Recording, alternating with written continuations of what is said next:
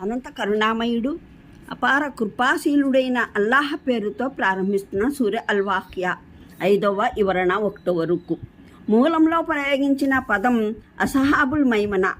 అసహాబుల్ మైమన అన్నది అరబీ వ్యాకరణం రీత్యా యమీన్ నుంచి ఉద్భవించినది కావచ్చు.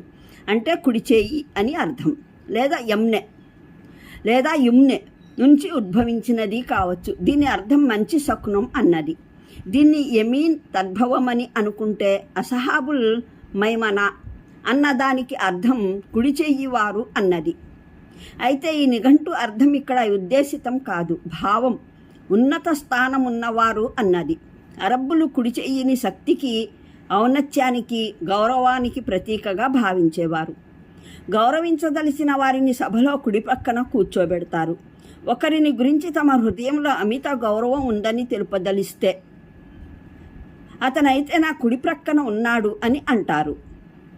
తెలుగులోనూ ఎవరినైనా ఒక పెద్ద వ్యక్తికి కుడి భుజం అని అంటే అతను ఆ వ్యక్తికి చెందిన విశేష వ్యక్తి అని అర్థం. మరి ఒకవేళ దీన్ని యుమ్నె నుంచి ఉద్భవించినదిగా పరిగణిస్తే అసహాబుల్ మైమునాకు అర్థం అదృష్టవంతులు, సౌభాగ్యవంతులు అని వస్తుంది. మూలంలో అసహాబుల్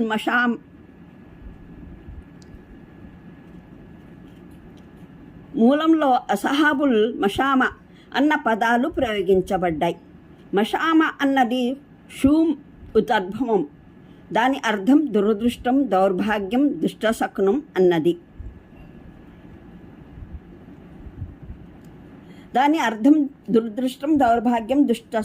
అన్నది. అరబ్బీలో ఎడమ చేయికి షూమా అని అంటారు. ఉర్దూలోని షూమియ హిస్మత్ దురదృష్టం అన్న పదం. దీని తద్భవమే అరబ్బులు షిమాల్ ఎడమ చెయ్యి, షూమ్ దౌర్భాగ్యం రెంటినీ సమానార్థకులుగా భావిస్తారు. వారి దృష్టిలో ఎడమ చెయ్యి బలహీనతకు, పరాభవానికి ప్రతీక. ప్రయాణమవుతూ ఉన్నప్పుడు పక్షి ఎగిరి ఎడమ చెయ్యి వైపునకు పోతే వారు దాన్ని దుష్టశకునంగా భావించేవారు. ఎవరినైనా తమ ఎడమ చెయ్యి వైపున కూర్చోబెడితే దాని భావం వారు అతన్ని తక్కువ స్థాయి మనిషిగా భావిస్తున్నారన్నమాట. తన వద్ద ఒకరికి ఎటువంటి మర్యాద లేదని చెప్పదలుచుకుంటే అతను నా ఎడమ చెయ్యి ప్రక్కన ఉన్నాడు అని అంటారు. ఉర్దూలోనూ ఏదైనా పనిని చాలా తేలికైందని, సులువైందని చెప్పదలుచుకుంటే ఏ మేరే భాయి హాత్ కా ఖేల్ హై, అది నా ఎడమ చెయ్యి ఆట అని చెబుతారు. కాగా అసహాబుల్ మష్మతి అని అంటే దౌర్భాగ్యజనులని ఉద్దేశం, లేదా దైవం వద్ద పరాభవానికి పాలయ్యేవారు అని. దైవ సన్నిధిలో ఎడమ ప్రక్కన నిలబెట్టబడే జనమని ఉద్దేశం. అగ్రగాములు అంటే సదాచారం, సత్య కాముకతతో అందరికన్నా ముందుండిన వారన్నమాట. వీరు మంచికి సంబంధించిన ప్రతి కార్యంలో మున్ముందు ఉంటారు. దైవ ప్రవక్త పిలుపునకు అందరికన్నా ముందే లబ్బైక్ అని సిద్ధమవుతారు. దైవ మార్గంలో కృషి జరపడానికైనా, దైవ మార్గాన ధనం వెచ్చించడంలోనైనా, సంఘ సేవా కార్యక్రమాలలోనైనా, సత్కార్యాలకు పిలుపునిచ్చే కార్యక్రమాలలోనైనా, సత్య ప్రచారంలోనైనా, ప్రపంచంలో మంచిని వ్యాపింపజేసేందుకు, చెడును తుడిచిపెట్టేందుకైనా శ్రమ, త్యాగం, బలిదానం, ప్రాణార్పణం వంటి అవకాశం ఏది దొరికినా వారే ముందుకు వచ్చి కృషి చేయడానికి సిద్ధమవుతారు. ఈ కారణంగా పరలోకంలోనూ అందరికన్నా ముందు వారే ఉంటారు. అంటే అక్కడ పరమప్రభువు దివ్య సన్నిధిలో దర్బారు చిత్రపటం ఇలా ఉంటుంది. కుడి ప్రక్కన సదాచారులు, ఎడమ ప్రక్కన పాపాతురులు, అందరికన్నా ముందు దైవ సన్నిధానానికి చేరువగా సాబెహీన్ లేదా అగ్రగాములు. ఒక హదీసులో హజరత్ ఆయిషా రజియల్లాహు అన్హుమా ఉల్లేఖనం ప్రకారం జనులను దైవ సందేశహరులు సల్లల్లాహు అలైహి వసల్లం అడిగారు, ప్రళయ దినాన అందరికన్నా ముందు వెళ్ళి అల్లాహ్ నీడలో స్థానం పొందేవారెవరో తెలుసా అని. అల్లాహ్ ప్రవక్తకే బాగా తెలుసు అని జనం బదులిచ్చారు. ఆయన ఇలా సెలవిచ్చారు, వారెవరంటే సత్యం వారి సమక్షంలో వచ్చినప్పుడు వారు దాన్ని స్వీకరించారు, వారిని వారి వాటా అడిగితే వారు దాన్ని నిర్వర్తించారు, ఇతరుల వ్యవహారంలోనూ తమ సొంత విషయంలో చేసుకునే తీర్పునే వారు చేసేవారు. ముస్నద్ అహ్మద్. వ్యాఖ్యాతల మధ్య ఈ విషయంలో భేదాభిప్రాయం ఉంది. మునుపటివారు వెనుకటివారు అంటే ఎవరు అన్న విషయంలో ఒక వర్గం ప్రకారం ఆదం అలైహిస్సలాం మొదలుకొని ప్రవక్త మహనీయులు సల్లల్లాహు అలైహి వసల్లం ప్రభవన వరకు గడిచిన సముదాయాలన్నీ మునుపటివారు. ప్రవక్త మహనీయులు సల్లల్లాహు అలైహి వసల్లం మొదలుకొని ప్రళయం వరకు రాబోయే జనులు వెనుకటివారు. దీని దృష్ట్యా ఆయద్భావం ముహమ్మద్ సల్లల్లాహు అలైహి వసల్లం ఆయుర్భావానికి పూర్వం వేల సంవత్సరాలలో గడిచిన మానవులలోని అగ్రగాముల సంఖ్య అధికంగా ఉంటుంది. ప్రవక్త శ్రీ సల్లల్లాహు అలైహి వసల్లం తర్వాత ప్రళయం వరకు వచ్చే జనులలో అగ్రగాముల స్థానం పొందేవారు సంఖ్యలో తక్కువై ఉంటారు. రెండవ వర్గం వ్యాఖ్యాతల ప్రకారం ఇక్కడ మునుపటివారు వెనుకటివారు అంటే ప్రవక్త మహనీయుల సముదాయంలోని మునుపటివారు వెనుకటివారు అని భావం. అంటే ఆయన సముదాయం ప్రారంభ కాలంలోని జనులలో అగ్రగాముల సంఖ్య అధికంగా ఉంటుంది. తరువాతి వారు వెనుకటివారు, వారిలో అగ్రగాములు తక్కువగా ఉంటారు. మూడవ వర్గం ప్రకారం దీని భావం ప్రతి ప్రవక్త సముదాయంలోని మునుపటివారు వెనుకటివారు అన్నది.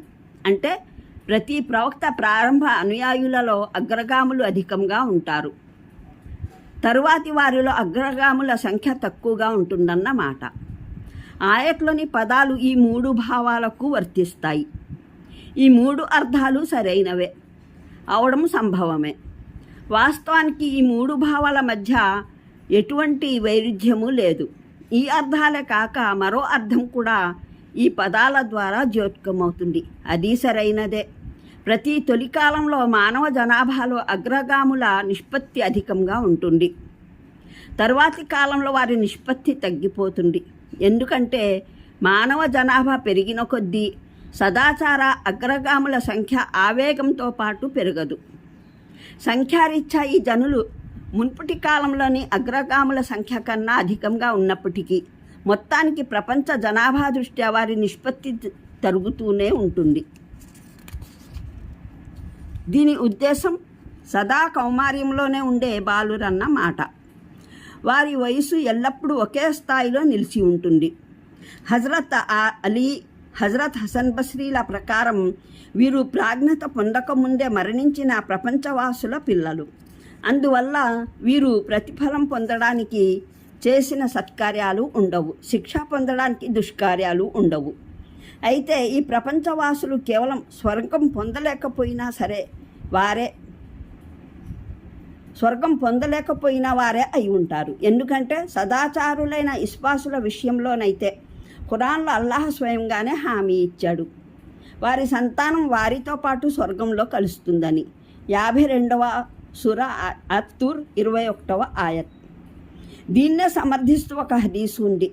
దాన్ని హజరత్ ఆనస్, హజరత్ సమురా బిన్ జుందుబ్ రజియల్లాహ్ ద్వారా అబూ దావుద్, తయాలిసి, తబరానీ, బజ్జార్ ఉటంకించారు. అందులో ప్రవక్త మహనీయులు సల్లల్లాహు అలైహి వసల్లం ఇలా సెలవిచ్చారు: బహుదైవారాధకుల పిల్లలు స్వర్గవాసుల సేవకులై ఉంటారు. మరిన్ని వివరాలకు చూడండి ఖురాన్ అవగాహనం సంపుటి 7 37 అస్సాఫాత్ పాదసూచిక 26, సంపుటి 8 52 అత్తూర్ పాదసూచిక 19. అనంత కరుణామయుడు అపార కృపాశీలుడైన అల్లాహ్ పేరుతో ప్రారంభిస్తున్న సూర్య అల్వాఖ్యా 5వ వివరణ 1 వరకు. మూలంలో ప్రయోగించిన పదం అసహాబుల్ మైమనా. అసహాబుల్ మైమనా అన్నది అరబీ వ్యాకరణం రీత్యా యమీన్ నుంచి ఉద్భవించినది కావచ్చు. అంటే కుడి చేయి అని అర్థం. లేదా యుమ్నె నుంచి ఉద్భవించినది కావచ్చు. దీని అర్థం మంచి శకునం అన్నది. దీన్ని యమీన్ తద్భవమని అనుకుంటే అసహాబుల్